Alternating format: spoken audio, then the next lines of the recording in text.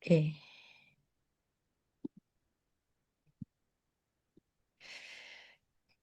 Selamat malam semua Sobat Circle. Shalom, Assalamualaikum warahmatullahi wabarakatuh. Namo Buddhaya Wedetunggen Rahayu Bekas Waras. Terima kasih sudah hadir di tengah liburan kita untuk berhari raya, dan saya ucapkan minal aizin wal faizin, mohon maaf lahir batin untuk seluruh sahabat muslim di Circle Indonesia. Terima kasih sudah hadir di sini, dan kita akan bersama-sama untuk belajar tentang sejarah peradaban Persia hingga Iran hari ini. Kita mulai. Beshem Ha'af Haben Firuah Kodesh Ha Elohim Echad. Di dalam nama Bapa dan Putra dan Roh Kudus Allah yang Esa. Amin. Bicara mengenai perang yang sedang berkecamuk hari ini, perang antara Israel Amerika dengan Iran dimulai pada 28 Februari 2026. Amerika Serikat dan Israel melancarkan serangan udara yang besar terhadap Iran. Serangan itu menargetkan fasilitas militer, misil Iran, serta berbagai infrastruktur yang strategis. Dan pada hari itu, Ayatollah Ali Khamenei dilaporkan wafat pada usia 86 tahun akibat serangan udara itu bersama istrinya, menantu perempuannya, juga cucunya. Dan ada korban lainnya, setidaknya ada 168 meninggal akibat serangan itu, pelajar dan guru SD di Minab di Iran. Dan kemudian Musyaba atau Muhtaba Khamenei dipilih sebagai pemimpin tertinggi Iran, sebagai supreme leader oleh Assembly Expert pada 8 Maret 2026 setelah ayahnya wafat. Perang tampaknya masih berlangsung, harga minyak melonjak 110 per barelnya atau lebih. Jalur penting seperti Selat Hormuz menjadi tempat yang sangat strategis dan menjadi salah satu pusat konfliknya, yang artinya konflik ini berdampak global, bukan hanya regional saja. Dan bicara mengenai peperangan ini, kitab pengkhotbah yang ditulis oleh seorang yang berhikmat, yang hikmatnya seperti pasir di laut, yaitu Raja Salomo atau Nabi Sulaiman, dalam pengkhotbah 9 ayat 11 memberikan satu wejangan yang anomali. Raja Salomo mengatakan, "Lagi aku melihat di bawah matahari bahwa kemenangan perlombaan bukan untuk yang cepat, dan peperangan bukan untuk yang kuat, juga roti bukan untuk yang berhikmat. Kekayaan bukan untuk yang cerdas, dan karunia bukan untuk yang cerdik cendekia, karena waktu dan nasib dialami oleh mereka semua." Yang artinya, pemenang dari perang tidak akan bisa diprediksi seperti zaman dahulu perang antara Amerika dan Vietnam. Ketika Vietnam itu bisa survive, justru sebagai pemenangnya, dan Amerika di pihak yang kalah. Jadi perang itu selalu hampir meninggalkan luka baik pihak yang menang maupun yang kalah. Dalam tradisi Jawa, gambar ini sering diilustrasikan melalui perang Baratayuda, Pandawa versus Kurawa, dalam kisah Mahabharata yang dikenal di dalam dunia wayang kita. Perang berlangsung 18 hari, berakhir dengan kemenangan Pandawa, tapi kemenangan itu tidak membawa sukacita penuh karena hampir seluruh tokoh besarnya gugur. Dan ini yang menjadikan perang Baratayuda bukan sekedar cerita kepahlawanan, tapi juga peringatan moral tentang harga mahal dari konflik manusia. Nothing comes from violence and nothing ever could. Kekerasan tidak akan melahirkan sesuatu yang baik. Etika Abrahamik, baik Yudaisme, Kristen, dan Islam memandang kehidupan manusia sebagai ciptaan Tuhan yang bernilai intrinsik. Setiap manusia itu berharga karena keberadaannya sebagai ciptaan Tuhan, terlepas dari agama, bangsa, posisi politik, atau perannya dalam konflik. Siapapun di perang, baik pihak lawan maupun yang sedang disakiti, semuanya ketika kehilangan sanak saudaranya, istrinya, anaknya, suaminya, semuanya menangis. Tidak ada yang tertawa. Nah, kita seharusnya tidak dapat bersukacita atas kematian siapapun. Kematian seorang pemimpin, Ali Khamenei, juga kematian 188 anak-anak sekolah itu tetaplah tragedi kemanusiaan. Memang perang sering dibingkai dalam bahasa kemenangan atau kepahlawanan. Ada pihak pesakitan, ada pihak yang di-branding jahat. Dan dari sudut pandang kemanusiaan dan iman, setiap kematian tetaplah luka bagi dunia. Air mata seorang ibu dari pihak manapun adalah berharga mahal dan tidak akan pernah mengenal batas ideologi ataupun agama. Perang itu tidak benar-benar menghasilkan kemenangan yang utuh. Kemenangan akan datang bersama dengan kesedihan dan penyesalan. Konflik besar selalu meninggalkan trauma kemanusiaan. Maka say no to war. Mungkin rekan-rekan Kristen saya agak sensi. Kenapa sih kok Burita biasanya kan ngomongin Israel, kali ini kok ngomongin Persia? Ya, saya sudah sangat sering sekali membahas tentang Israel. Anda bisa cari di channel YouTube saya. Dan Persia itu bukan bangsa sembarangan, maka baik untuk kita. Siapapun dari kita di kelas ini, yang Islam, yang Kristen, ataupun beragama lain, kita wajib sama-sama belajar. Dan sama-sama mari kita mengagumi dua bangsa, yaitu bangsa Persia dan bangsa Israel, yang dua-duanya ini memang pernah terluka. Oke, mari kita lanjutkan sejarah peradaban Persia hingga Iran modern hari ini. Bicara mengenai peradaban Persia, ketika kita bicara tentang Persia, kita sebenarnya tidak hanya bicara tentang sebuah negara, tetapi tentang sebuah peradaban civilization yang telah berlangsung lebih dari 2500 tahun dan memberi pengaruh besar bagi sejarah dunia, termasuk keberadaan Iran modern hari ini. Peradaban Persia sebagai kekuatan dunia muncul ketika Quraisy yang agung, Cyrus the Great, mendirikan kekaisaran Achaemenid sekitar tahun 550 sebelum Masehi.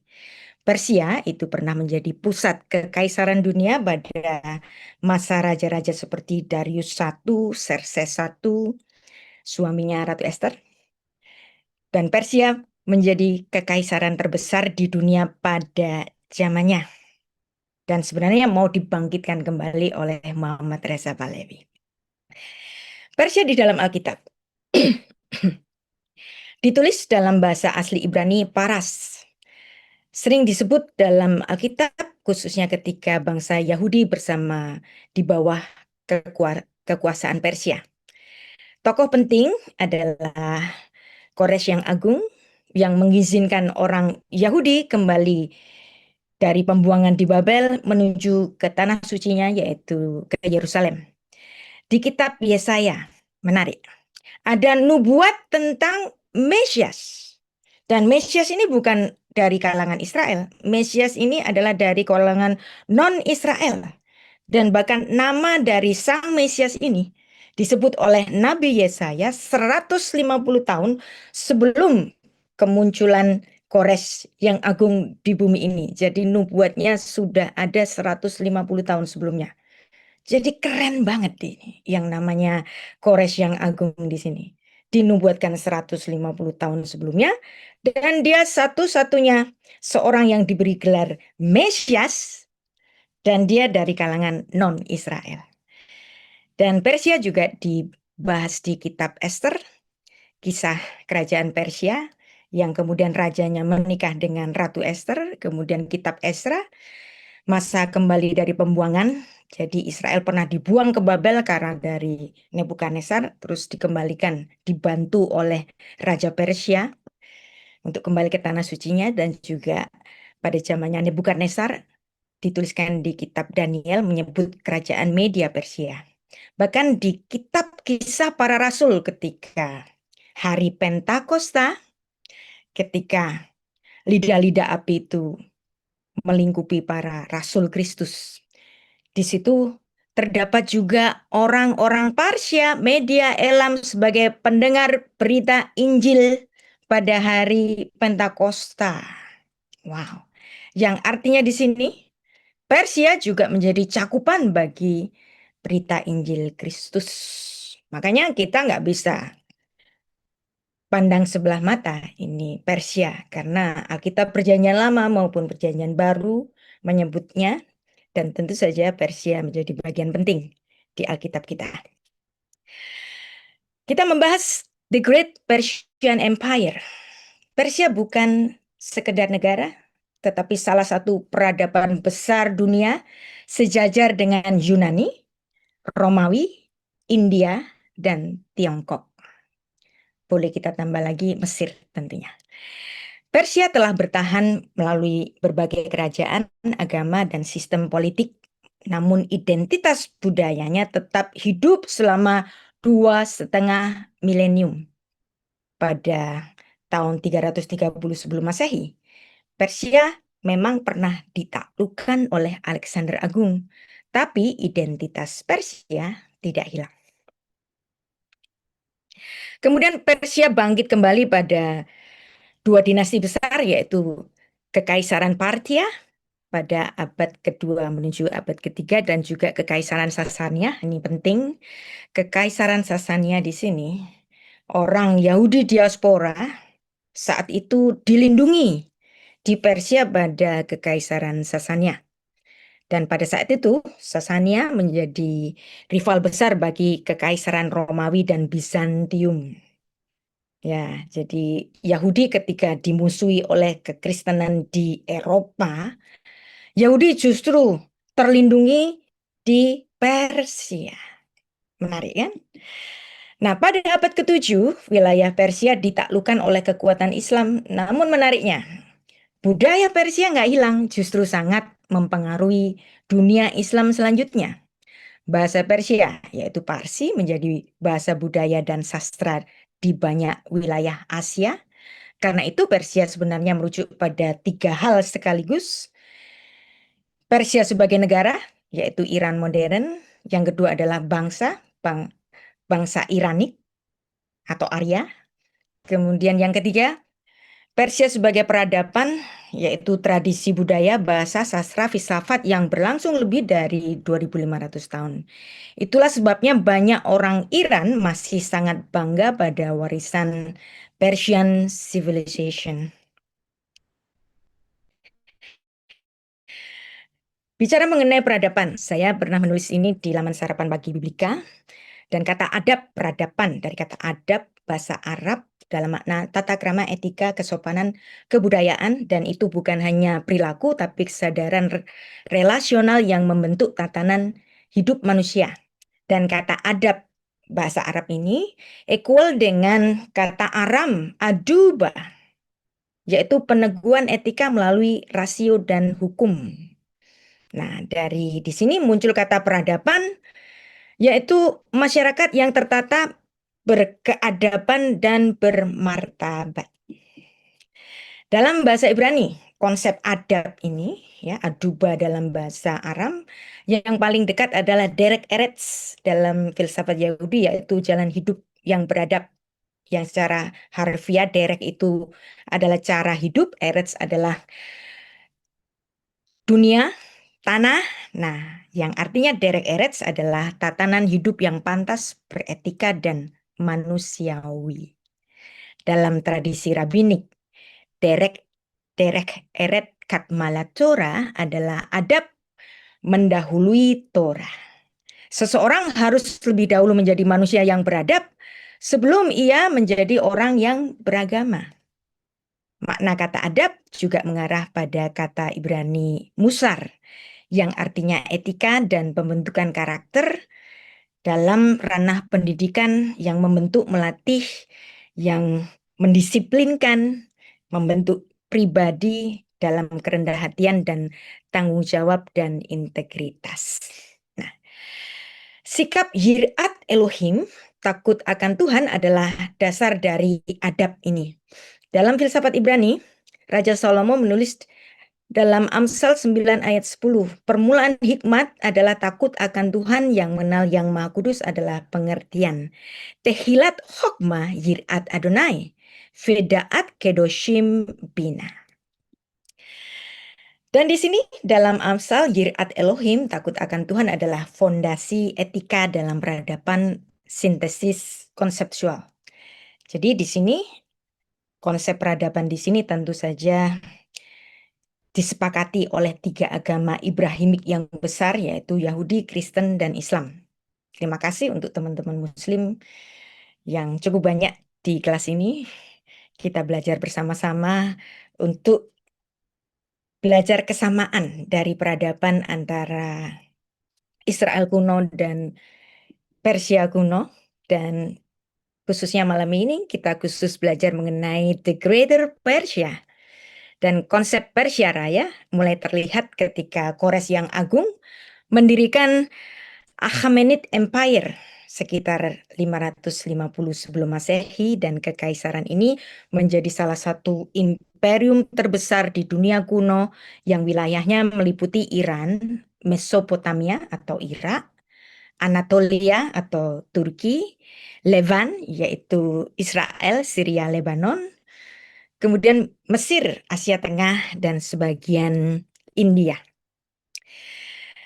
Persia, yang bahasa Ibrani Paras, adalah suatu kerajaan yang luas yang pernah bahkan mencapai sebagian Yunani dan menjangkau sampai ke India sebelah timur.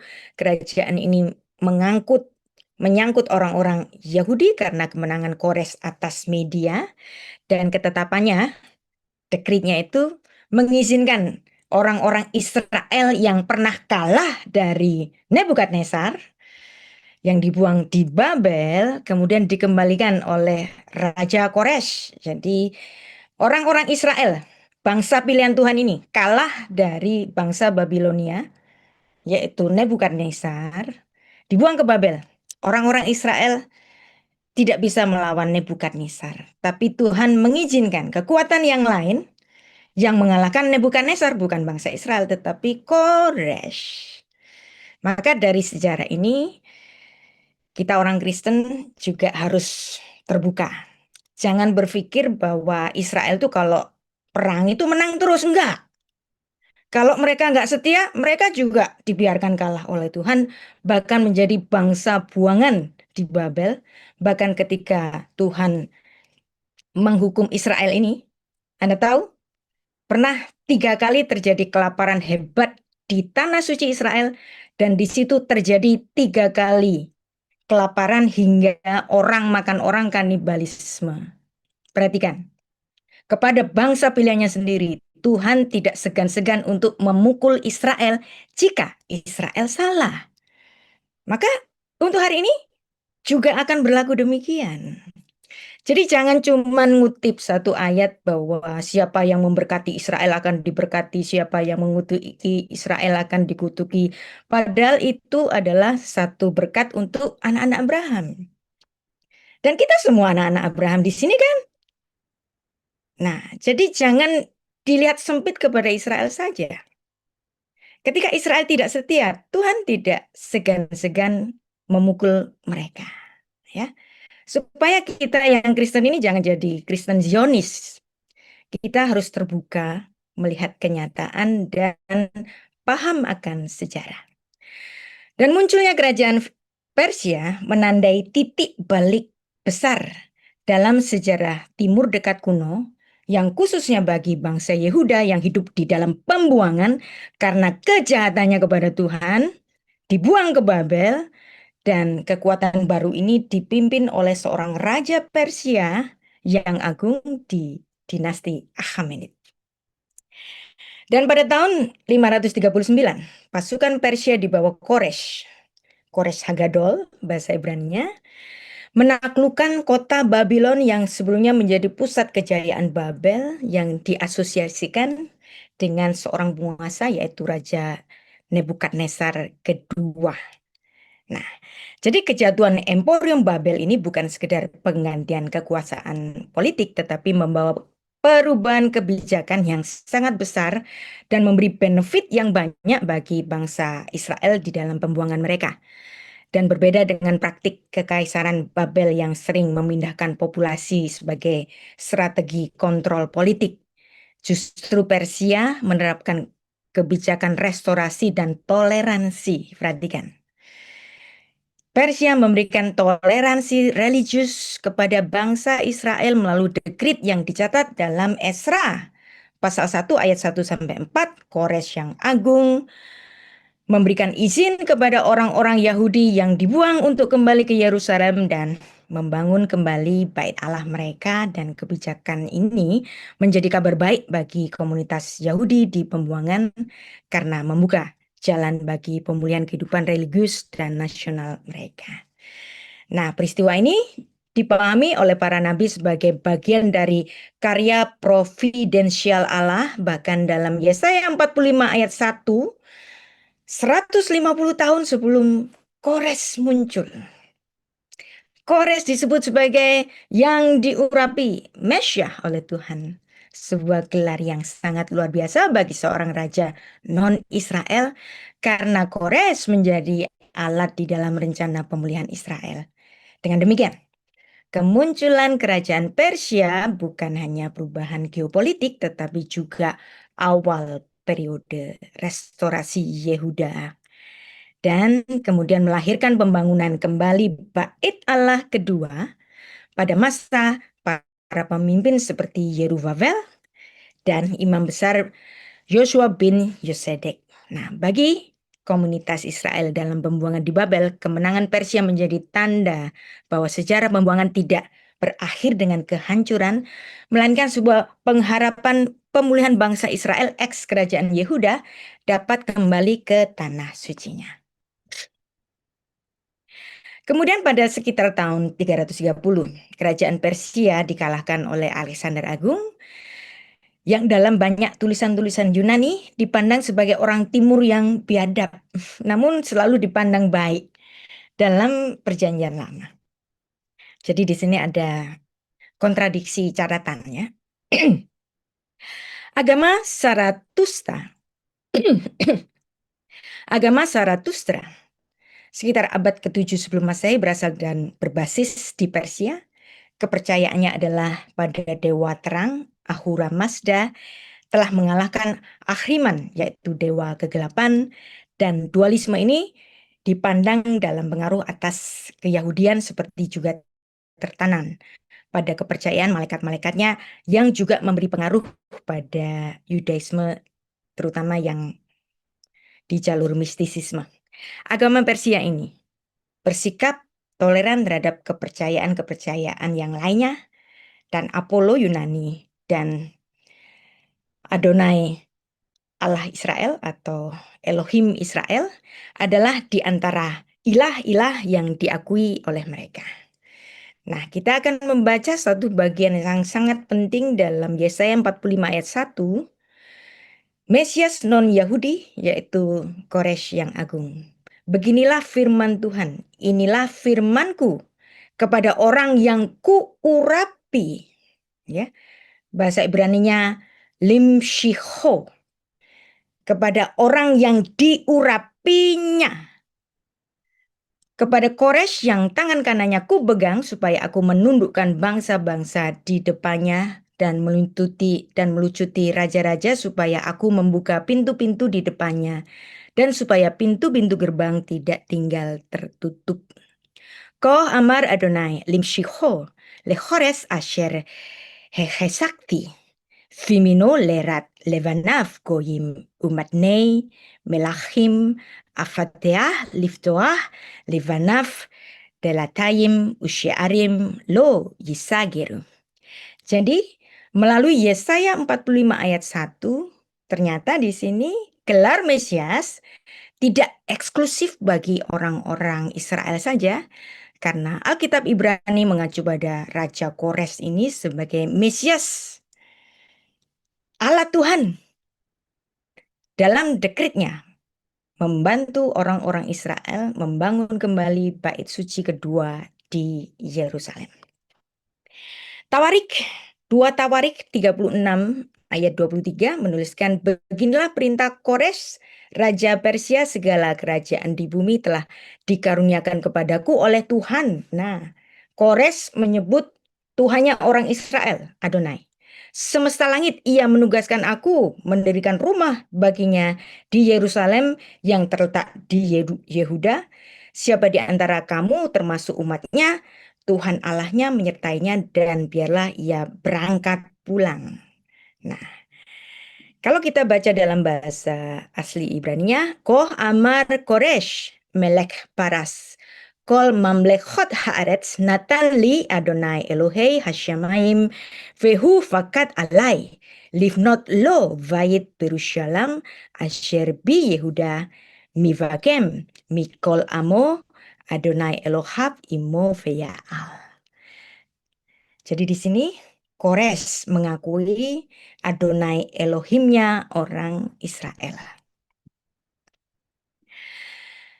Kita baca kronologi Persia Iran hingga sekarang ya. Ini secara singkatnya ada Kekaisaran Akhmeniyah abad ke-6 sebelum Masehi hingga nanti kekuasaan dari Ahasveros zamannya Ratu Esther, kemudian berakhirnya Kekaisaran Akhmeniyah ini dengan hadirnya Alexander Agung pada abad ketiga sebelum Masehi, kemudian ada Kekaisaran Parsia pada abad ketiga Masehi, Kekaisaran Sasania abad kedua hingga abad ke-6, kemudian ada penaklukan Islam pada abad ke-7, kemudian masa dinasti-dinasti Persia Islam antara tahun 900 hingga tahun 1500-an, dinasti Safavid, dinasti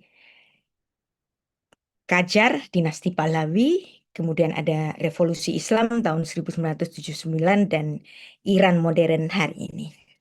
Nah, sekarang kita akan belajar mengenai bahasa Persia sebagai simbol peradaban. Ini menarik. Kenapa Iran, walaupun mereka adalah negara Islam, tapi mereka tidak menggunakan bahasa Arab seperti Mesir misalnya. Mesir itu punya bahasa sendiri sebenarnya, yaitu bahasa Koptik. Tapi bahasa Koptik nyaris hilang. Tetapi bayangkan, bahasa Persia, meskipun Iran mayoritas Islam, tetapi orang Iran masih bangga menggunakan bahasanya sendiri.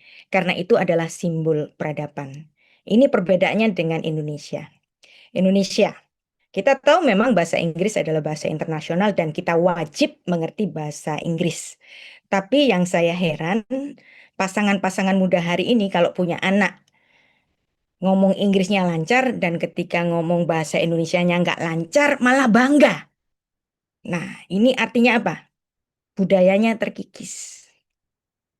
Tentu saja kita harus mendorong anak-anak kita lancar berbahasa Inggris. Tapi bukannya lalu nggak bisa bahasa Indonesia. Seperti anak-anak Jaksel hari ini kalau ngomong bahasa Indonesia kan jadi gelagapan gitu kan. Dan orang tuanya malah bangga. Nah, itu Indonesia sedang ada di tepi jurang peradabannya karena tidak bangga pada bahasanya sendiri. Beda dengan orang Iran, sampai hari ini mereka bicara dalam bahasa Parsi. Nah, jadi bahasa Persia, Parsi sebagai simbol peradaban. Orang India juga masih menggunakan bahasa Indianya, bahasa Hindinya. Menarik. Orang China dengan bahasa Chinanya. Bangga dengan bahasa Chinanya. Pasangan muda Indonesia hari ini, kalau anaknya nggak bisa bahasa Indonesia malah bangga. Nah, ini adalah degradasi dari peradaban Indonesia justru. Kita harus mendorong anak kita berbahasa Inggris yang baik, sekaligus berbahasa Indonesia yang baik. Syukur-syukur dia masih bisa mengerti bahasa daerahnya sendiri-sendiri. Karena memang Indonesia sangat kaya akan budaya. Jangan dihapus dengan arogansi kebisaan berbahasa Inggrisnya, ya. Nah, dari kronologi sejarah Persia, ada yang unik dari Iran dibanding dengan bangsa kuno lainnya, misalnya Mesir. Mesir punya bahasa asli Koptik dan hampir punah karena sudah menjadi bahasa Arab. Orang Iran tetap memakai bahasa Persia, bahasa Parsi, meskipun menjadi negara Islam. Hal ini karena Persia sudah memiliki identitas peradaban yang kuat sebelum Islam. Sebelum penakluk ketujuh, Empire, Sanya Empire dan kekaisaran ini memiliki administrasi negara, bahasa yang bahasa yang resmi, dan juga tradisi sastra identitas nasional yang sangat kuat. Ketika Arab menaklukkan Persia pada abad ke-7, masyarakat Iran baru saja menjadi kekaisaran yang besar, bukan hanya provinsi pinggiran.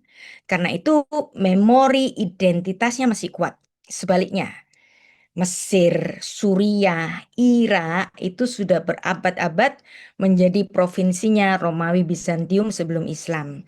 Sehingga identitas lokalnya lebih lemah. Nah ini sama ini kayak Indonesia nih. Orang-orang mudanya nggak bisa bahasa Indonesia malah bangga gimana sih? Mari kita tetap bangga ngomong bahasa Indonesia. Bahasa Persia tetap dipakai oleh rakyatnya setelah penaklukan Arab. Arab menjadi bahasa agama dan administrasi, tetapi rakyat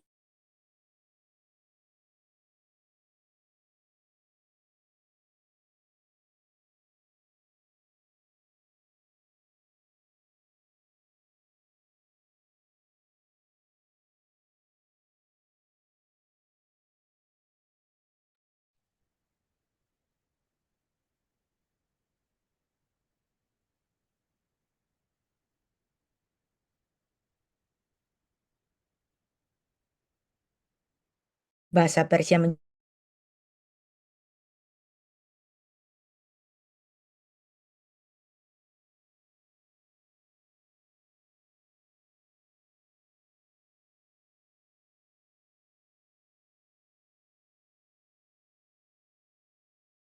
periode Kesultanan Seljuk dan Kekaisaran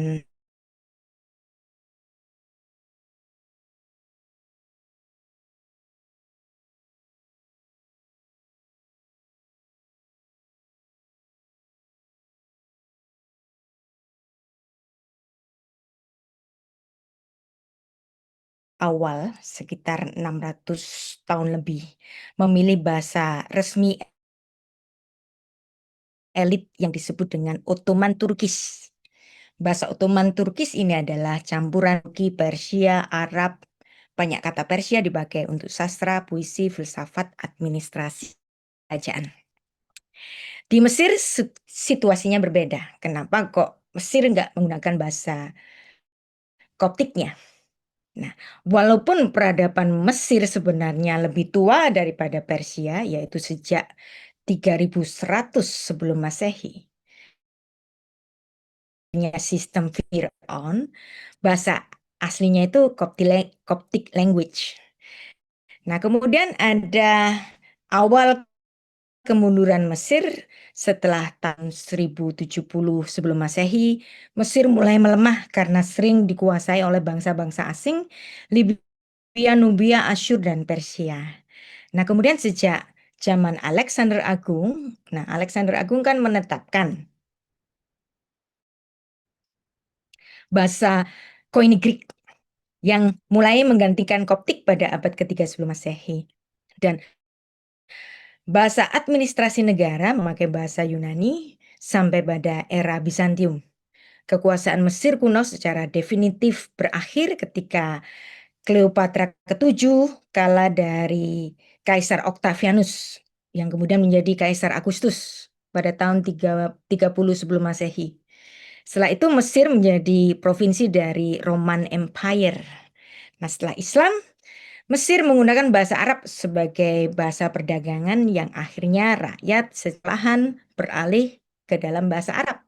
Dan hari ini Koptik nyaris hanya dipakai dalam liturgi gereja Ortodok Koptik. Ya, itu pun tidak seluruhnya karena lebih banyak memakai bahasa Arab. Karena itu perbedaannya dengan Iran, yaitu kebudayaan Persia, walaupun Iran menjadi negara Islam, Iran tidak kehilangan bahasa dan identitas Persianya. Ini adalah Satu fakta historis yang sangat menarik dalam konteks ini, bahasa Persia justru menjadi bahasa budaya dari Turki sampai ke India selama hampir 800 tahun. Peradaban kuno yang besar di dunia adalah Mesir, Persia, Tiongkok, India. Ini semua sangat menarik. Karena Persia, India, dan China termasuk yang paling kontinu hingga hari ini, sedangkan Mesir mengalami pergantian bahasa dan identitas setelah Islamisasi Arab. Sekarang kita masuk pada Kekaisaran Persia dari zaman ke zaman. Yang pertama tentu saja Kekaisaran Achaemenid pada abad 6 sebelum Masehi didirikan oleh Kores yang Agung, di mana Kores mengalahkan kerajaan Media dan kemudian mendirikan Kekaisaran Persia. Dan pada tahun 539 sebelum Masehi, Kores menaklukkan Babilonia. Dan peristiwa ini menjadi penting dalam Alkitab Perjanjian Lama karena Kores yang Agung mengizinkan bangsa pilihan Tuhan yaitu Yahudi yang sudah dipukul oleh Tuhan menjadi bangsa yang kalah di pembuangan, kemudian dikembalikan melalui Kores. Nama Kores disebut dalam Esra 1 ayat 1-4 dan bahkan dinubuatkan 150 tahun sebelumnya di dalam kitab Yesaya pasal 44 hingga pasal ke-45. Dan Kores yang Agung ini banyak sekali disebut secara eksplisit di Alkitab kita, dan Kores yang Agung berasal dari wilayah Persis, yaitu Parsya di Iran Selatan, yang secara garis besar kekuasaan Kores ini mencakup Persia, Media, Elam, Lydia, yaitu Anatolia Barat, kemudian Babel, yaitu Mesopotamia, Syria, Yehuda, Asia Tengah. Wilayahnya terbentang dari Asia Tengah sampai Laut Tengah.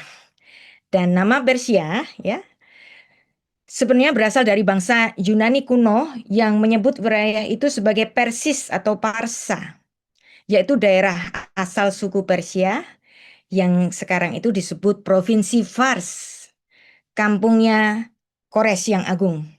Namun sebenarnya bagi penduduk Persia sendiri, negeri itu sejak lama sudah disebut sebagai Iran. Nah ini sama kayak China. Orang asli China itu nggak menyebut negara mereka itu China. Mereka menyebut Chungguo, negara yang ada di tengah, negara yang ada di pusat. Orang lain saja, bangsa yang lain saja yang menyebutnya China.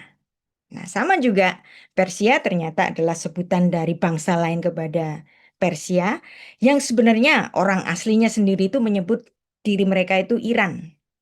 Jadi Persia adalah nama yang dipakai orang Barat, yaitu orang-orang Yunani, yang pernah juga mengalahkan Persia pada zamannya Alexander Agung, abad ketiga sebelum Masehi, dan kemudian ada sebenarnya nama Iran, yaitu nama asli, yang dipakai sebagai oleh masyarakat setempat.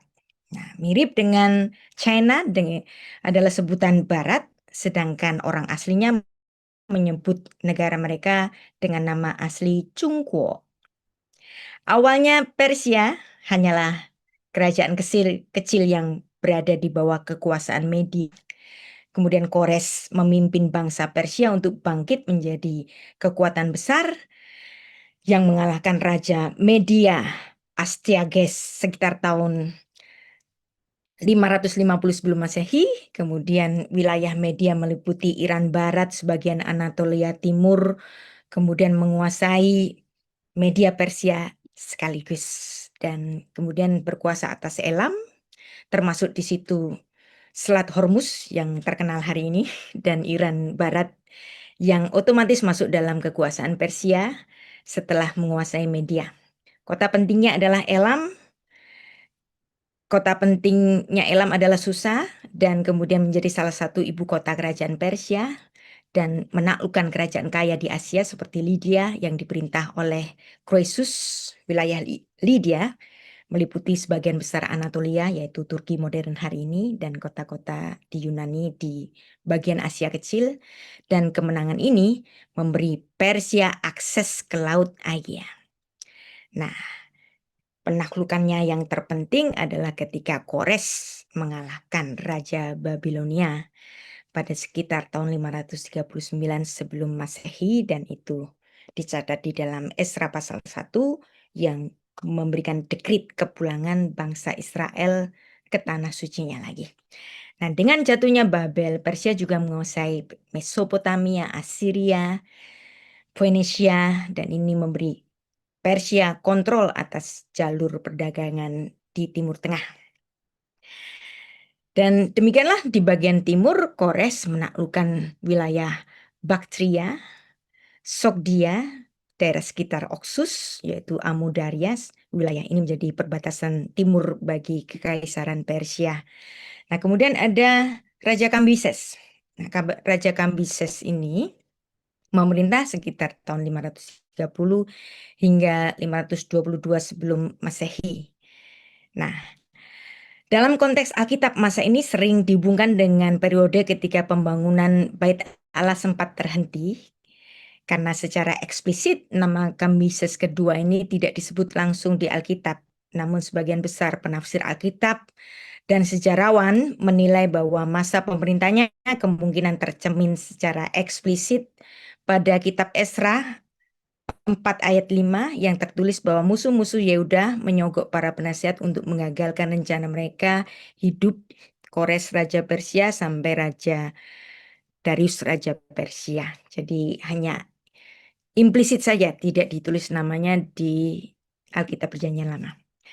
Nah, di Esra 4 ayat 5 hanya menyebut dua raja, yaitu Kores Agung dan Darius yang pertama.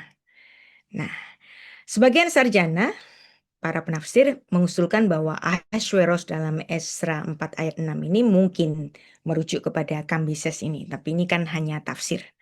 Tapi walaupun tidak disebut namanya, masa pemerintahan Kambises pada abad ke-6 sebelum Masehi ini kemungkinan bertepatan dengan periode terhentinya pembangunan Bait Allah di Yerusalem dan tekanan politik terhadap komunitas Yahudi yang baru kembali dari pembuangan Esra pasal 5 dan pasal 6.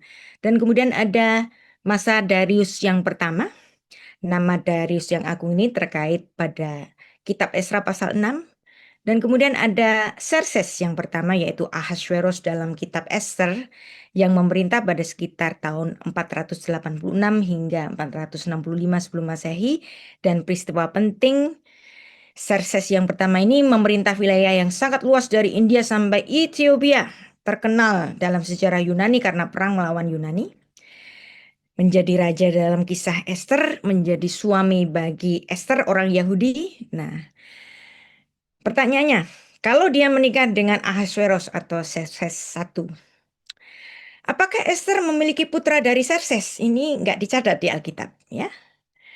Tidak ada bagian di Alkitab yang menulis keturunan Ester dalam sejarah Persia yang diketahui dari penulis Yunani seperti Herodotus. Mencatat putra mahkota dari Xerxes adalah Artaxerxes yang pertama. Ia menjadi raja setelah Xerxes pada sekitar tahun 465 sebelum Masehi, dan menurut Herodotus ibu dari Artaxerxes adalah Amestris, istri utama Xerxes. Nah, apakah ini adalah Ester? Juga tidak dapat dipastikan. Tapi beberapa tradisi rabbinik kemudian berspekulasi bahwa Ester dimungkinkan memiliki anak dari Raja Xerxes. Bahkan ada midrash yang mengaitkan Xerxes dengan Artaxerxes. Nah, tapi ini masih interpretasi rabbinik, ya. Jadi hanya penafsiran saja, bukan teks Alkitab, juga bukan bukti sejarah Persia. Tapi kalau Ester pernah menikah dengan Ahasveros dan punya anak, artinya kalau Ester adalah orang Yahudi, dia melahirkan seorang anak, mungkin saja ada banyak juga keturunan Yahudi yang ada di daerah Persia. Itulah kenapa Persia secara kebudayaan sangat tinggi juga. Nah, ada juga yang mengaitkan apakah Ratu Amestris ini bisa diidentifikasi dengan Ratu Ester atau Ratu Wasti. Ya. Kalaupun mau dicocok-cocokkan, ya semuanya masih dalam ranah tafsir saja, ya. Ya boleh Anda mau mengartikan ini adalah Ester Ratu Amestris ini, atau juga Ratu Amestris ini adalah Ratu Wasti Widono, namanya juga tafsir ya. Nah, perlu juga ada pertimbangan bahwa dalam dunia timur dekat kuno bahwa anak itu bisa berarti keturunan. Jadi mungkin saja ada keturunan dari Esther, walaupun nama Esther nggak disebut. Nah, keturunan ini kemudian melahirkan Artasester, Artaserses ya. Jadi Artaserses ini mungkin bukan anak langsung dari Xerxes yang pertama. Jadi walaupun disebut anak, kan juga kata ben dalam bahasa Ibrani itu kan juga tidak selalu anak langsung. Misalnya Yesus Kristus disebut Yeshua Hamashiach ben David ben Abraham, anak Daud, anak Abraham. Tentu saja bukan anak langsung dari Daud kan, juga bukan anak langsung dari Abraham kan. Nah, tetapi dalam artian keturunan. Nah, bisa saja. Kita hanya bisa berspekulasi. Semuanya di ranah tafsir. Nah, ciri utama pemerintahan dari Kekaisaran Armenia ini ada toleransi agama, ada administrasi satrapi, pembangunan jalan kerajaan. Administrasi satrapi di sini adalah sistem pemerintah, yaitu provinsi dalam kerajaan Persia Armenia, di mana wilayah kekaisaran yang sangat luas dibagi menjadi beberapa provinsi administratif yang disebut satrapi. Nah, dan kemudian ada akhir dari Kekaisaran Armenia, yaitu penaklukan oleh bangsa Yunani pada sekitar abad ketiga sebelum Masehi pada zamannya Alexander Agung. Dan setelah Alexander Agung ini meninggal, karena dia meninggal dalam usia yang sangat muda, wilayah Persia kemudian diperintah oleh dinasti Yunani, yaitu dinasti Seleukus. Jadi jenderal-jenderalnya Alexander Agung ini kemudian menjadi penguasa-penguasa dari wilayah-wilayah bekas jajahan Alexander Agung. Kemudian masuk pada Kekaisaran Parsia pada tahun 247 sebelum Masehi hingga 224 Masehi. Nah, di sini karakteristiknya kerajaan Iran melawan Romawi, ada sistem feodal yang sangat kuat dan memiliki kontrol atas jalur sutra. Dan yang keempat ada Kekaisaran Sasania. Ini menarik. Pada sekitar tahun 224 hingga tahun 651 Masehi didirikan oleh Ardashir yang pertama. Ciri utamanya adalah beragama Zoroastrianisme menjadi agama negara, dan kaisar ini menjadi rival utamanya Kekaisaran Romawi dan Bizantium. Raja pentingnya adalah Raja Sapur yang akhirnya kerajaan ini runtuh oleh karena penaklukan Arab. Nah, kemudian masuk pada penaklukan Islam pada tahun 651, tentara Muslim mengalahkan Sasania, akibatnya Persia mulai masuk dunia Islam. Meski mereka masih mempertahankan bahasa Persia, yaitu Parsi, bahasa Arab memiliki pengaruh yang besar juga. Islam menjadi agama yang dominan, namun identitas Persia tetap bertahan melalui bahasa Farsi dan sastra dan budaya Iran. Ada sebuah buku Jewish Babylonia Between Persia and Roman Palestine, ya. Ini saya punya versi PDF-nya, ya. Ada banyak sih buku-buku mengenai ini. Bagus sekali, di antaranya juga ada buku berseri The Ancient Near East, tulisan dari Emily Cook. Ini bukunya berseri, ada 2 buku ini. Ini juga penting untuk membahas mengenai kerajaan-kerajaan kuno. Nah, buku ini menarik. Memberikan latar belakang isi dan karakter utama dari Talmud Babilonia atau Talmud Bavli, serta konteks sejarah dan intelektual pembentukannya. Talmud Bavli disusun oleh para rabi yang hidup di antara abad ketiga hingga abad ke-7 Masehi, yaitu di wilayah Babilonia atau Irak modern di bawah kekuasaan Persia dinasti Sasania. Nah, karya ini merupakan kumpulan berlapis yang terdiri dari tradisi Tanaitik, ya, dari tradisi Rabi pada sekitar abad pertama hingga abad ketiga Masehi, hingga tradisi Amoraik, Dan buku ini juga mengulas materi anonim yang umumnya, memberi latar belakang dan juga argumentasi dari para rabi dalam perkembangan dari kepercayaan Judaisme. Nah, meskipun sebagian dari isi Talmud ini mencerminkan tradisi yang lebih tua, tentu saja ya, karena sebenarnya tradisi rabbinik ini sudah mulai ada pada pembuangan di Babel. Kemudian berkembang pada zaman awal Masehi, pada zamannya Yesus Kristus, dan juga karena ketiadaan Bait Allah, orang-orang Israel itu mengalami kembali ritual tanpa kehadiran Bait Allah. Maka Talmud Bavli di bagian wilayah Persia ini disusun. Ketika orang-orang Yahudi banyak dimusuhi oleh kekristenan di Eropa, orang-orang Yahudi terlindungi di wilayah Persia ini, bahkan lahir Talmud Bavli yang sangat terkenal itu. Jadi sebenarnya Yahudi memiliki sejarah yang baik dengan orang-orang Persia di wilayah Persia. Bahkan sampai pada zaman keislaman tetap terbangun dengan baik. Anda tahu para rabi zamannya Sa'adia Gaon, Rabi Moshe ben Maimun dan seterusnya yang sangat terkenal itu semua berbasis dari sini. Nah, makanya hari ini saya mau mengajak terutama teman-teman Kristen saya supaya berpikiran luas. Jangan right or wrong Israel, Israel, Israel. Ya, Israel bangsa pilihan Tuhan, saya percaya. Tapi kalau Israel salah juga dipukul kok sama Tuhan. Nah, apalagi di sini kita melihat ada sejarah yang baik antara Israel dengan Persia. Ya, mulai dari Koresh yang Agung, dinasti Sasania, bahkan sampai ketika Islam berkuasa di Persia. Ya. Nah, jadi dalam buku ini Richard Kalmin menawarkan penelaahan ulang yang menyeluruh tentang budaya rabbinik di Babilonia di kekuasaan Persia. Ya, kalau Anda nanti tertarik, nanti saya akan bagikan ini eh, versi PDF-nya ya. Nah, dari situ juga saya menulis satu artikel di laman Sarapan Pagi Biblika mengenai kronologi kepemimpinan dari Resh Galuta. Nah, ini penting ini. Orang Kristen juga harus tahu apa itu Res Galuta, yaitu kepemimpinan dari orang-orang Yahudi pada zaman diaspora. Ketika orang Yahudi dilarang masuk ke Yerusalem, diusir oleh Emporium Romawi.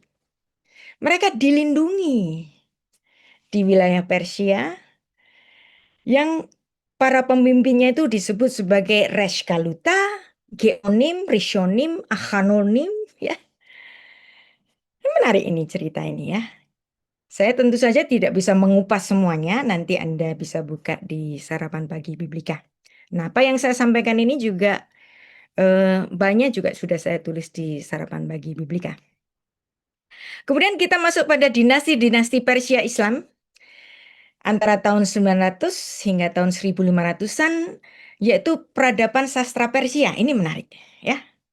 Anda harus tahu bahwa orang Persia itu orang-orang yang jenius.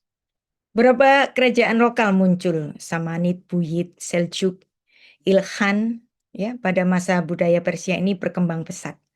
Kemudian ada peradaban ilmu dan transisi intelektual. Persia itu sudah memiliki budaya administrasi, pendidikan, filsafat sejak masa dinasti Achaemenid abad ke-6 sebelum Masehi. Di bawah Raja Koresh yang Agung, Persia sudah mengembangkan sistem birokrasi yang sangat maju. Jaringan komunikasi lingkungan seperti ini tuh memudahkan pertukaran ide dan pengetahuan.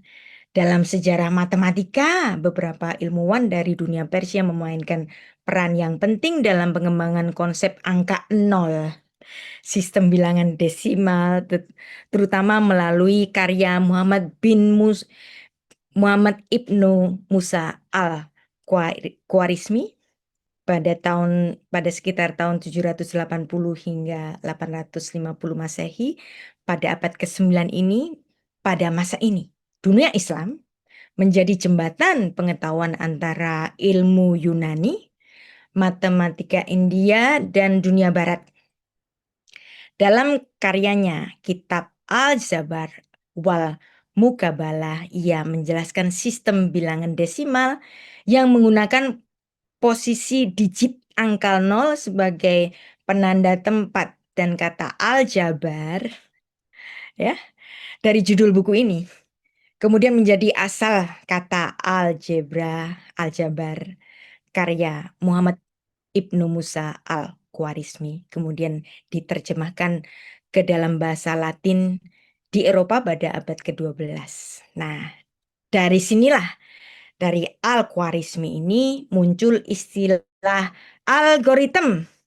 Wow, Anda hari ini sering ngomong algoritma, algoritma, algoritma kan?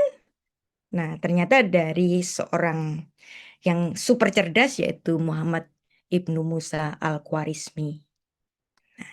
Dari sinilah kemudian lahir istilah algoritma, penyebaran angka 0 hingga 9 yang kita pakai sekarang. Angka-angka ini dikenal di barat sebagai Arabic numerals oleh ilmuwan dunia Islam termasuk ilmuwan Persia. Optika dan metode ilmiah, tokoh penting ada Ibnu Al-Haytham pada sekitar tahun 965 Masehi yang mengembangkan teori cahaya, eksperimen ilmiah, sistematis, dan buku terkenalnya adalah Book of Optics yang ia sebut sebagai bapak metode ilmiah eksperimental. Dalam kedokteran, Persia juga memiliki tokoh besar yaitu Avicenna. Avicenna itu berasal dari nama Ibnu Sina. Pada abad ke-10 Masehi, karyanya The Canon of Medicine, buku ini dipakai di Universitas Eropa selama hampir 600 tahun, memberi kontribusi yang penting dalam diagnosis klinis, farmakologi, metode pengamatan medis, dan juga dalam bidang astronomi banyak ilmuwan Persia yang berkontribusi dalam observasi langit. Tokoh terkenalnya adalah Omar Khayyam. Nah, Omar Khayyam kan ada penulis Indonesia yang namanya Omar Khayyam, diambil dari nama ini. Dia membuat reformasi kalender Persia yang sangat akurat. Nah, hasilnya ada Jalali kalender. Kalender ini dipandang lebih akurat daripada kalender Julian kala itu. Nah, kemudian ada Abu Hamid Muhammad Al-Ghazali, berasal dari wilayah Persia. Ia lahir di kota Tus di kawasan Khurasan yang sekarang masuk wilayah Iran. Karena itu dalam sejarah intelektual Islam, ia sering disebut ulama besar dari tradisi Persia. Al-Ghazali ini tidak hanya ahli di satu bidang, ia adalah seorang polimat, ilmuwan multidisipliner, dan beberapa disiplin ilmu yang sangat dipengaruhinya adalah teologi, yaitu ilmu kalam, fikih, tasawuf, filsafat, dan kritik epistemologi. Menariknya, Al-Ghazali mengalami krisis spiritual besar sekitar tahun 1095. Ia meninggalkan karier akademiknya, menjalani kehidupan asketis selama beberapa tahun, dan pengalamannya ini diceritakan dalam bukunya Al-Muqit min Al-Dalal, pembebasan dari kesesatan. Kemudian ada sastra Persia. Tentu saja Anda harus tahu ada seorang yang memiliki nama besar dalam dunia sastra yaitu Jalaluddin Rumi. Pada sekitar tahun 1207 hingga 1273, Rumi adalah penyair Persia yang paling terkenal. Ia adalah seorang mistikus sufi yang menulis puisi tentang cinta ilahi, kerinduan manusia kepada Tuhan, perjalanan spiritual jiwa, dan karya terkenalnya adalah Masnavi. Nah, Masnavi ini disebut Quran dalam bahasa Persia. Quran dalam bahasa Persia. Nah, saya punya ini, serialnya ini. Ya, di sini. Ini bukunya Jalaluddin Rumi. Kemudian ada Hafiz Al-Siraj dan juga Saadi dari Siras. buku terkenalnya adalah The Children of Adam Are Members of One Body. Anak Adam adalah anggota satu tubuh. Bahkan Anda tahu, puisi yang indah ini ditulis di gedung PBB di New York. Ini ada tarian yang sangat terkenal, tarian Sufi. Tentu saja Anda sudah tahu kan? Kemudian ada Ferdowsi yang menulis Shahnameh, ya, Kitab Para Raja, dan epos nasional Iran dengan sekitar 50.000 bait. Karya ini menceritakan mitologi Persia, sejarah raja-raja Iran, dan juga pahlawan-pahlawan mereka. Juga ada Omar Khayyam yang tadi sudah kita bahas. Dia adalah seorang ilmuwan jenius, matematikawan, astronom, tapi dia juga terkenal sebagai seorang penyair. Kemudian ada Nizami Gansavi yang terkenal sebagai penyair epik romantik terbesar Persia dengan karya utamanya Hamzah yang artinya 5 mahakarya. Hamsyah ini sama dengan bahasa Ibrani. Hamisyah, Hamsyah sama. Ya. Karena memang bahasa mirip-mirip, budayanya saling mempengaruhi, bahasa Persia, bahasa Arab itu mirip-mirip. Ya. Saya adalah penyuka film-film Iran, ya. Sayang sekali film-film Iran hari ini susah diakses, ya. Di antara yang saya suka itu tentu saja Children of Heaven. Anda kalau nonton film Children of Heaven ini, Anda seperti nonton Christmas Story. Indah sekali ceritanya dan sangat menyentuh, sangat memiliki filsafat yang tinggi walaupun filmnya sederhana. Dan kemudian ada film Turtles Can Fly, juga berasal dari Iran. Juga ada film yang judulnya Osama dari sutradara Iran. Ya, saya menulis beberapa review mengenai film-film Iran di laman Sarapan Pagi Biblika. Nanti Anda bisa baca. Di antaranya ada Turtles Can Fly dan juga Osama. Semuanya film-film yang saya tulis di sini adalah film-film yang luar biasa. Saya bisa menontonnya 10-15 kali karena saking indahnya. Nah, artinya memang di sini kebudayaan Persia itu memang wow banget, happening banget, ya. Nah, sekarang kita masuk pada dinasti Safavid, di mana pada masa ini, pada sekitar tahun 1500-an hingga 1700-an, ada perubahan besar menjadi Syiah, ya. Aliran Syiah didirikan oleh Syah Ismail, dan Syiah, ya, Syiah Imamiyah menjadi agama resmi negara ini dan membentuk identitas Iran hingga sekarang ini. Dan masa kejayaan Safavid ini terjadi pada masa Raja Abbas yang pertama, dan kemudian ada dinasti Qajar pada sekitar tahun 1789 hingga 1925. Persia mulai terlibat pada politik global setelah Perang Dunia Pertama. Ada tekanan Rusia dan Inggris, kerajaan Persia kehilangan wilayah besar. Dan dinasti ini berakhir ketika Reza Shah Pahlavi melakukan perubahan politik besar dan mendirikan dinasti baru, yaitu Pahlavi dinasti.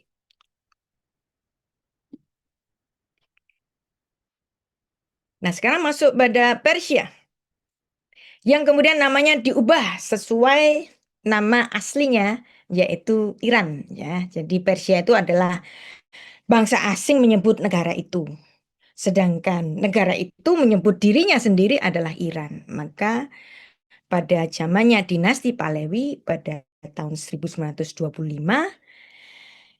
sampai 1979 ini namanya menjadi Iran, ya. Didirikan oleh Reza Shah Pahlavi, terdapat reformasi yaitu modernisasi negara dan nasionalisme Iran. Nah, peristiwa penting terjadi pada tahun 1935, Persia resmi berganti nama menjadi Iran dan memiliki diplomasi internasional. Penggantinya adalah Muhammad Reza Pahlavi sebagai Shah terakhir, ya. Nah, kenapa namanya kok Iran? Nah, ini memiliki akar linguistis yang sangat kaya dan tua dan berkaitan dengan kata Arya. Arya. Kata Iran berasal dari bahasa Persia kuno. Jadi rantai etimologinya itu ada Proto-Iranian yaitu Arya, kemudian Old Persianya itu Arya, Middle Persianya itu Eran, kemudian Modern Persianya itu disebut Iran. Lantas bagaimana dengan kemiripan dengan terminologi Arya yang digunakan Hitler dalam membentuk fasisme di Jerman pada Perang Dunia Kedua dalam bukunya yang berjudul Mein Kampf, My Battle. Nah, hubungan antara istilah Arya dengan ideologi rasial yang dipakai oleh Adolf Hitler ini sebenarnya berasal dari penyalahgunaan konsep linguistik dan sejarah pada abad ke-19 dan abad ke-20.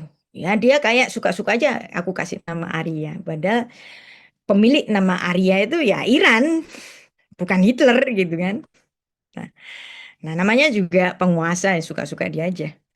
Di dalam teks kuno seperti Avesta dan Rig Veda ditemukan kata Arya yang berarti bangsawan atau orang mulia. Dari sinilah para peneliti menggunakan istilah Indo-Aryan atau Indo-Iranian untuk menyebut kelompok bahasa ini. Dalam konteks aslinya, Arya adalah istilah budaya atau linguistik, bukan kategori biologis. Jadi di sini Hitler melakukan distorsi ideologis di Eropa. Bahwa pada akhir abad ke-19 muncul teori ras yang mencoba mengklasifikasi manusia secara hierarkis. Sebagian ideologi Eropa mengadopsi istilah Aryan ini dan mengubah maknanya menjadi ras manusia superior asal Eropa Utara, dan ide ini kemudian diambil oleh Nazi. Ya. Padahal nggak ada hubungannya dengan Persia ya. Nah, dalam ideologi Nazi, Adolf Hitler menyatakan bahwa bangsa Jermanik adalah bagian dari ras Arya. Ras ini dianggap sebagai yang paling unggul. Nah, tapi secara historis justru istilah Arya berasal dari bangsa Indo-Iran, bukan Eropa Utara ya. Nah, kemudian ada Arya juga, istilah Arya, supaya Anda nggak bingung, kok ada banyak Arya ya. Nah, kalau Arya dalam musik klasik, Arya adalah istilah dalam musik klasik yang berasal dari bahasa Latin aria yang berarti udara atau melodi atau lagu. Dalam kazana musik klasik, aria adalah bagian vokal solo untuk penyanyi dalam opera, oratorio dalam kantata biasanya diiringi oleh orkestra. Beberapa aria yang sangat terkenal misalnya Nessun Dorma ya, karya dari Puccini, Nessun Dorma, dan juga ada Lascia Pianga ya, Lascia Pianga. Lascia la Pianga dari Handel, dan juga ada yang paling saya suka nih, Bachianas Brasileiras. Nah, ini bagus sekali. Digubah oleh seorang komposer Brasil ya. Dinyanyikan dengan sangat bagus sekali oleh René Fleming. Nanti Anda bisa Google Bachianas Brasileiras ya, dari Villa Lobos. Bagus banget. Ini yang bagian yang paling saya suka nih di sini. Oke, kemudian perbedaan dari Persia menuju ke Iran. Mana dasar Iran adalah tanah bangsa Arya, tanah orang-orang mulia, dan istilah Iran ini sudah dipakai sejak zaman Persia kuno yang menyebut bangsa Iran dalam menyebut bangsa Iran sendiri. Nah, ini kayaknya secara etimologis ada kemiripan dengan bentuk singa itu sendiri, karena memang singa menjadi lambang bagi kekaisaran Persia ini kan. Nah, kata singa dalam bahasa Ibrani itu Ari atau Arye. Arya. Nah, jadi ada kesamaan secara linguistik bahwa simbol Iran kuno menggunakan singa, bendera Iran kuno dengan simbol singa dan matahari, Shir-o Khorshid yang adalah lambang nasional bangsa Persia yang digunakan selama berabad-abad hingga revolusi Iran tahun 1979, dan bendera ini menampilkan singa memegang pedang dengan matahari terbit di belakangnya. Di atasnya ada tiga warna, hijau, putih, merah, yang simbol ini melambangkan agama, perdamaian, keberanian, dan kedaulatan. Warna hijau adalah lambang dari Islam dan kehidupan, fondasi spiritual bangsa itu, dan kemudian warna putih, lambang perdamaian dan kemurnian, dan warna merah tentu saja sebagai lambang keberanian dan pengorbanan. Nah, dunia barat lama menyebut negeri ini Persia, tetapi sejak tahun 35 namanya menjadi Iran, ya. Bahwa Iran adalah nama asli sebenarnya bagi bangsa ini. Nah, jadi kemudian raja terakhirnya adalah dinasti Pahlavi. Raja terakhirnya adalah Muhammad Reza Pahlavi yang memerintah Iran hingga Revolusi Iran tahun 1979. Istrinya yang sangat terkenal, cantik dan mewah yaitu Farah Diba yang kemudian menjadi Farah Pahlavi yang menikah pada tahun 1959 dan melahirkan putra mahkota Reza Pahlavi pada tahun 1960, kemudian Princess Faranas Pahlavi, kemudian ada Prince Ali Reza Pahlavi meninggal tahun 2011, juga Princess Leila Pahlavi meninggal tahun 2001, jadi tinggal dua nih anaknya sekarang.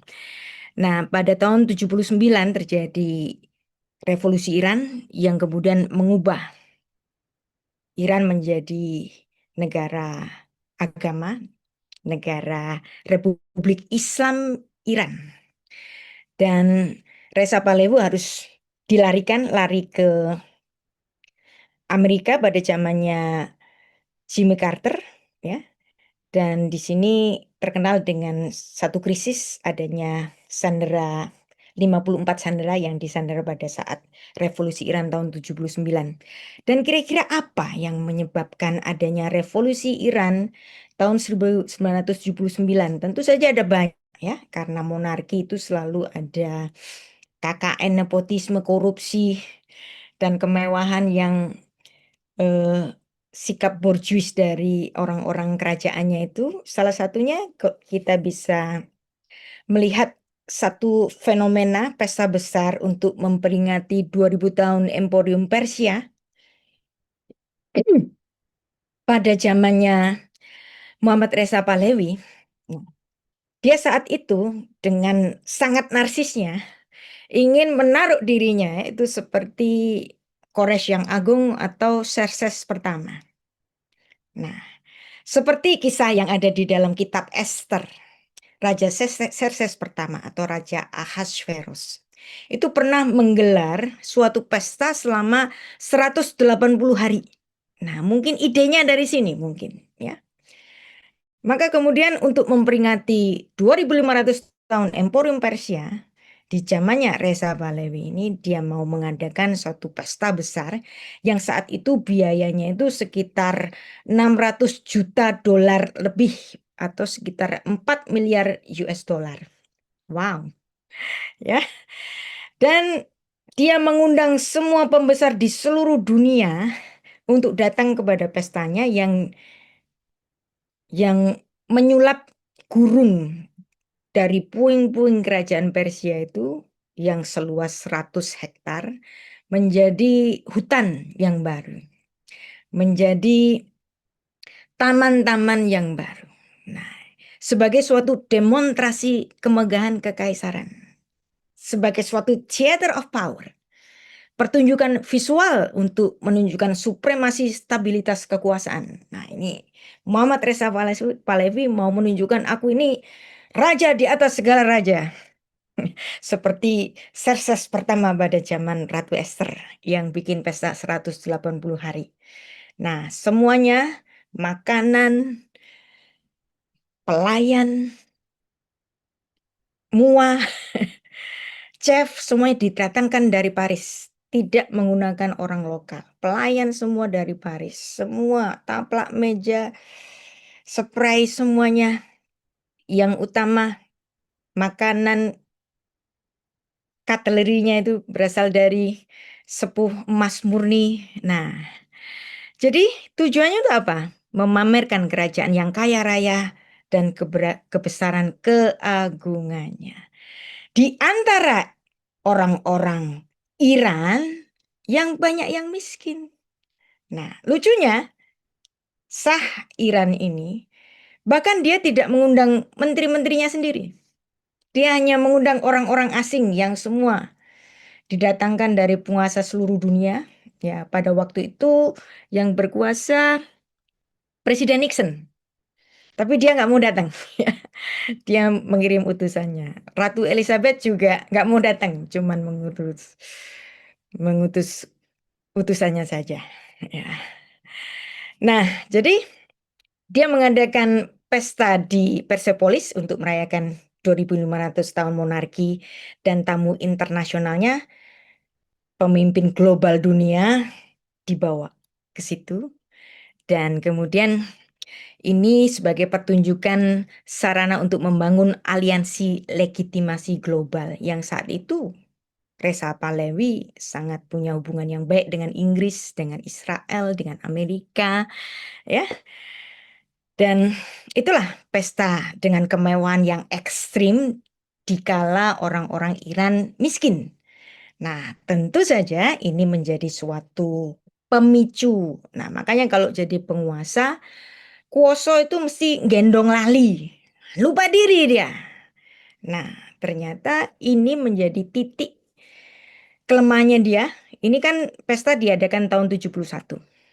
Dan revolusi Iran terjadi tahun 1979. Dan sejak peristiwa pesta itu menjadi pemicu bagi semua orang-orang yang tidak setuju, termasuk diantaranya adalah Khomeini, ya.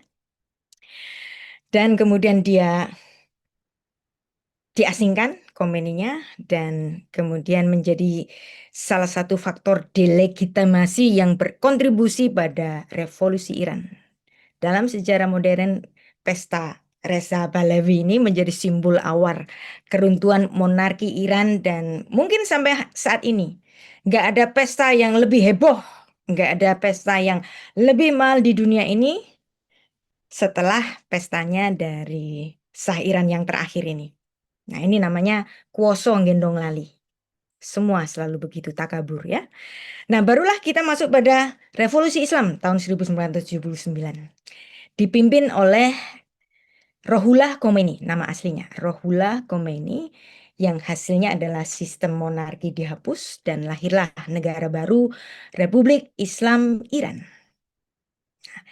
Rohullah Khomeini ini pernah mengalami masa pengasingan politik karena dia sangat menentang Shah Iran tadi, yang dia memang ingin menggulingkan monarki Iran. Dan Khomeini awalnya adalah ulama Syiah yang keras mengkritik pemerintahan Shah Iran, dan kritiknya terhadap kebijaksanaan modernisasi dan kedekatan Iran dengan dunia Barat. Dan Khomeini ini ditangkap tahun 1963, dibuang dari Iran tahun 64, diasingkan ke beberapa tempat mulai dari Turki, di Irak selama 14 tahun dan kemudian di Prancis, ya, pada tahun 1978.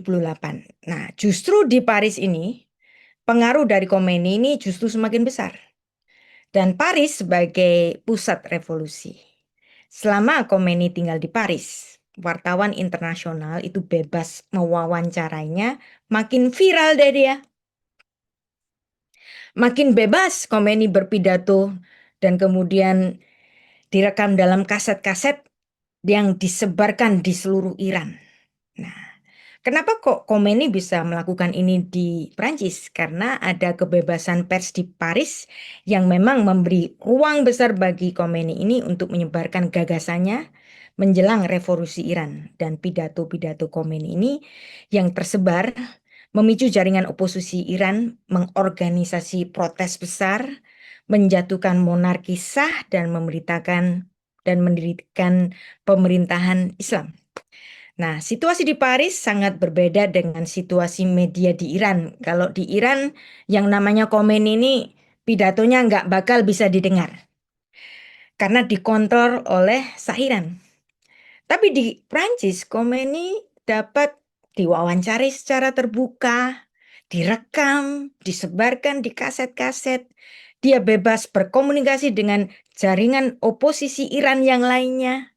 Media global, televisi barat secara rutin meliputnya. Dan ini membuat Khomeini dikenal luas sebagai simbol perlawanan bagi Iran. Nah, waktu itu di bawah pemerintahan Presiden Valéry Giscard d'Estaing, ya, pada sekitar yang memerintah pada sekitar tahun 1974 sampai 1981, Prancis memang memiliki tradisi kuat kebebasan berbicara dan suaka politik, dan juga ada pertimbangan diplomatik yang pada saat itu kekuasaan Muhammad Reza sudah mulai goyah gara-gara pestanya tadi salah satunya. Banyak pemerintah barat mulai menyadari bahwa rezim Shah ini akan jatuh, sehingga mereka tidak ingin terlihat memusuhi tokoh yang akan menjadi the future leader bagi Iran. Nah, dan juga di Perancis itu ada kebijakan bahwa selama seseorang tidak melanggar hukum atau mengorganisasi kekerasan di wilayah Perancis, maka dia tidak akan membungkam aktivitas politiknya. Nah, jika Perancis membungkam atau mengusir Khomeini karena hanya berpidato politik, maka hal itu dianggap sebagai melanggar prinsip hak asasi dan kebebasan pers yang menjadi identitas politik Prancis sejak Revolusi Prancis. Maka Prancis mengizinkan Khomeini bicara bebas apa saja karena kombinasi tradisi kebebasan politik, dan keputusan ini secara tidak langsung memberi Khomeini panggung dalam mempercepat momentum menuju ke revolusi Iran tahun 1979. Dan pada tahun 1 Februari 1979, dia balik dari Paris menuju ke Teheran dan disambut dengan jutaan orang, dan peristiwa ini menjadi titik balik Iranian Revolution. Nah, jadi Khomeini ini sangat unik dalam sejarah politik modern. Seorang ulama dalam pengasingan di desa kecil di dekat Paris memimpin revolusi yang mengubah sistem negara besar di Timur Tengah. Nah, dan kemudian dia menjadi Ayatollah Khomeini, menjadi pemimpin ulama terbesar. Nah, itu mungkin mirip walaupun tidak sama secara persis seperti pausnya di Iran di sana, ya. Ruhollah Khomeini meninggal dunia pada 3 Juni 1989 di Teheran, dan kemudian digantikan oleh Ali Khamenei sejak tahun 89 hingga 2026. Pada tanggal 28 Februari gugur dalam serangan militer gabungan antara aliansi pedofilia Donald Trump, aki-aki tantrum, dan Israel terhadap Iran. Kemudian kita masuk pada Iran modern, the Islamic Republic of Iran, yang sistem politiknya berbentuk Republik Islam dan benderanya adalah kaligrafi geometris dari kata Arab Allah. Strukturnya dari 4 bentuk bulan, ya. Jadi bulan sabit dari sisi kanan dan sisi kiri, dan kemudian ada pedang, dan sebenarnya ini adalah kaligrafi nama Allah. Dan posisi tertinggi di negara ini, supreme leadernya adalah Ruhollah Khomeini, kemudian Ali Khamenei, kemudian digantikan oleh Mujtaba Khamenei. Dan Ayatollah adalah gelar utama dalam Islam Syiah yang memiliki otoritas tinggi dalam bidang teologi dan hukum Islam. Mereka adalah sarjana agama yang sangat dihormati dan menjadi rujukan umat dalam berbagai persoalan keagamaan. Nah, dan di sini Ayatollah menjadi supreme leader, pemimpin negara. Nah, dari sini kemudian tahun 1979 ini menjadi awal utama dari embargo Barat kepada Iran, dan juga adanya konflik Syiah dan Sunni, ya. Sama kayak mungkin dahulu itu Protestan dan Katolik ya pernah berperang. Ya ini konflik Islam dan Sunni mirip-mirip ya. Dan perbedaan ini mungkin sampai hari ini masih ada. Bahkan ada sebagian orang Islam di Indonesia tidak mau berbelasungkawa untuk Ali Khamenei hanya karena dia seorang Syiah. Dalam hierarki utama Syiah biasanya ada tingkatan Hajatul Islam, gelar mulia untuk imam, kemudian ada Ayatollah yang artinya tanda Allah, kemudian ada Grand Ayatollah. Nah, Grand Ayatollah ini mirip dengan Paus dalam Katolik Roma, walaupun nggak sama persis ya. Ya, mirip-mirip. Dan ada 3 Ayatollah yang kita kenal, Ayatollah Khomeini, Ali Khamenei, dan Mujtaba Khamenei. Nah, ada batasan pada perempuan yang harus menutup kepalanya, berhijab, dan hari ini sudah mulai agak longgar dan diupayakan untuk ada modernisasi dan juga persamaan bagi para perempuan. Tapi dalam bidang pendidikan, perempuan juga diberikan privilege untuk memiliki pendidikan yang sama dengan kaum laki-laki. Dan itu ada pembatasan sosial dan hukum bagi perempuan. Ada hukum keluarga, hukum hak waris, ada kesaksian hukum, memang masih ada perbedaan dan ini masih diupayakan untuk diperjuangkan sama dengan kaum laki-laki. Nah, kemudian ada sejarah embargo politik pada Iran ya yang dimulai di tahun 1979 yang menggulingkan Shah Muhammad Reza Pahlavi yang membawa Ruhollah Khomeini menjadi Republik Islam Iran. Dan peristiwa pentingnya adalah krisis sandera kedutaan Amerika Serikat di Teheran yang pada saat itu mahasiswa revolusioner Iran menyandera sekitar 52 diplomat Amerika selama 444 hari. Dan Presiden Jimmy Carter membekukan aset Iran di Amerika Serikat dan perdagangan dengan Iran dibatasi. Dan sejak saat itu Iran tidak ada IMF, tidak ada US dollar, tidak ada urusan dengan Wall Street, tidak ada MSCI, tidak ada JP Morgan, tidak ada Moody's Rating, tidak ada World Bank, tidak ada WHO, tidak ada big farmasi barat seperti Pfizer misalnya yang mengendalikan obat-obatan untuk rakyat. Kita aja masih diatur ya. Iran enggak, karena memang dia betul-betul menjadi negara mandiri dengan embargo itu. Dan mulai tahun 2006 ada masalah terbesar muncul ketika Iran dituduh mengembangkan senjata nuklir dan Dewan Keamanan PBB menjatuhkan sanksi internasional pada Iran dan adanya pembatasan ekspor senjata, teknologi nuklir, transaksi Bank Iran, aset pejabat Iran dibekukan dan bertubi-tubi betul-betul diisolasi. Kemudian tahun 2018 Presiden Donald Trump menarik Amerika dari perjanjian nuklir, akibatnya ada sanksi ekonomi diberlakukan kembali. Nah, ya, jadi dipukul terus-menerus oleh negara-negara barat. Nah, yang menjadi pertanyaan, mengapa Iran maju dalam persenjataan militer termasuk misil? Nah, walau ada sanksi barat, Iran tetap mendapatkan bantuan dari negara yang lain. Lainnya itu ada, misalnya Korea Utara, China, dan juga Rusia. Dan kerjasama ini membantu Iran mempercepat pengembangan program misilnya.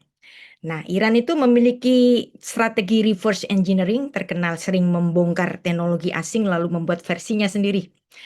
Misalnya, mereka pernah menyalin desain rudal Scud menjadi Shahab dan mengembangkan rudal Fatih menjadi dan Sejil dengan teknologi lokal yang biayanya sangat murah dan bahkan bisa diadu dengan misil-misil Amerika. Nah, ini tentu saja ada banyak sekali. Mungkin tampaknya saya membagikan saja ya ini supaya Anda bisa baca-baca pelan-pelan gitu ya. Nah, oke. Jadi Iran itu sudah mengklaim telah mengembangkan 2 generasi rudal dalam kategori hipersonik yaitu Fatah 1 dan Fatah 2. Dan sebagian analisis militer barat itu mengatakan sistem ini kayaknya dibesar-besarkan. Ya biasa kan, saling bluffing atau saling ngejek juga bisa. Ya. Saya tidak ahli di sini, mungkin ada di antara kita yang lebih ahli dalam urusan geopolitik ini. Nanti kita bisa sharing bersama-sama ya. Nah, kemudian Israel sebagai musuh Israel modern karena dia dianggap menyokong Hizbollah dan Hamas. Nah, ini ya kebenarannya nanti bisa kita perbincangkan nanti ya. Yang mungkin memang ada campur tangan dari Iran di situ sehingga Israel sangat marah kepada Iran dan juga ada Iran yang masih tidak mau mengakui Israel sebagai negara secara politik dan secara terbuka Iran mendukung perjuangan Palestina dan bahkan disinyalir membantu Hamas. Dan ada yang menarik. Kita misalnya di tahun 2017 ya, dunia ini dihentakkan dengan kekejaman ISIS. Nah, ISIS itu sebenarnya dari kalangan Sunni. Dan Iran ini adalah yang terdepan dalam memerangi keganasan ISIS. Nah, salah satu panglima yang sangat saya kagumi yaitu Qasim Sulaimani. Dia adalah pahlawan yang membantu menghancurkan keganasan dan kebiadaban ISIS. Tapi anehnya, Anda tahu, pada 3 Januari 2020, sang pahlawan ini, Qasim Soleimani, gugur dalam serangan drone Amerika di Baghdad yang diperintahkan oleh si kakek-kakek tantrum yaitu Donald Trump. Ya. Dan itulah yang membuat setiap tahunnya ribuan orang Iran itu datang ke makam Qasim Soleimani ini di Kerman, kota kelahirannya, dan mengikuti prosesi ziarah. Dan kemudian sisa-sisa ISIS yang masih ada itu masih memerangi Iran. Misalnya ada bom di kota Kerman pada tahun 2024 yang menewaskan sekitar 90 orang saat memperingati kematian pahlawan Qasim Sulaiman ini. Dan ada bahkan 200 orang luka-luka. Jadi itulah kronologi kerajaan Persia dan seterusnya. Yang pertama dari abad ke-6 sebelum Masehi, Kores yang Agung dalam kekaisaran Persia.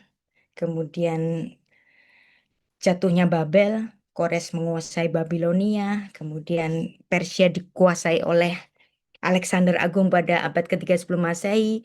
Muncul kekaisaran Parthia, kekaisaran Sasania yang sangat melindungi orang-orang Yahudi diaspora dan juga menghasilkan Talmud Bavli yang sangat terkenal itu. Bahkan sampai penaklukan Islam di wilayah Persia, orang-orang Yahudi masih dilindungi dengan baik di situ. Juga ada dinasti Safavid, dinasti Pahlavi, dan kemudian nama Persia menjadi Iran. Kemudian tahun 1979 ada revolusi Iran. Dan hingga sekarang Republik Islam Iran dan ada embargo internasional pada negara Iran. Jadi ciri Iran modern kekuatan regional Timur Tengah. Meskipun dia diembargo, menjadi pusat geopolitik dengan Barat, tetap mempertahankan identitas Persia kuno. Jadi itulah yang sudah kita pelajari di sisi sejarahnya. Saya tidak ahli dalam ilmu geopolitik, mungkin ada yang lebih ahli di situ. Silakan nanti bisa memberikan tambahan wawasannya. Saya hanya presentasi sejarahnya saja. Selebihnya kita bisa bertanya jawab atau sharing thought.